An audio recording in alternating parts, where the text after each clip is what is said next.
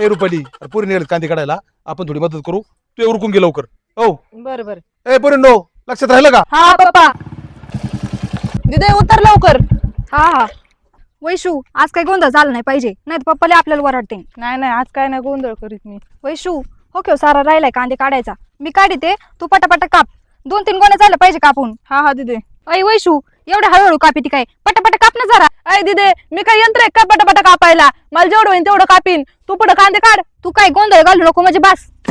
अय दिदे मी काय गोंधळ नाही घालीत.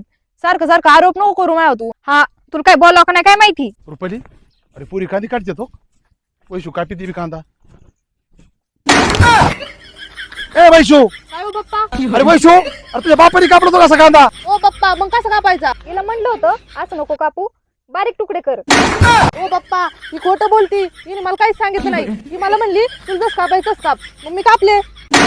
अरे पोरींनो मला वाटलं एकच येडी आहे तुम्ही दोघं येडे निघाल्या तुमच्या बापाने कापला होता कसा कांदा हा अरे कांदा काढायचा असतो कांदा काढल्यानंतर त्याचं मागचं शेपूट कापायचं इथून थोडं थोडं पूर्ण नाही कापायचं आणि इथं पुढे एक थोडं अंतर सोडून एवढं अर्धा इंच अर्ध बोट इथं कापायचं एवढा कांदा गोल मार्केटला न्यायचा असतो तेव्हा तो समाजाला खायच्या कामाला येतो आणि बारीक तुकडे केले तो कांदा खराब नाही होणार. असं कापायचंय भाई आम्हाला वाटलं बारीक करून द्यायचं लोकांना. रुपाली इथून पुढे जर या पोरीने चांगले कामं नाही केले तर व्यापाऱ्यांना सांगू तुम्ही या कांदे काढून कापून तुमचे फुकाट घेऊन जा ओ. बरं बरं. हा पोरी नो आता काही गोंधळ घालू नका आता मी तुम्ही येत आता मग सांगितलं तुम्हाला पण तुम्ही ऐकतच नाही तर चल रुपाली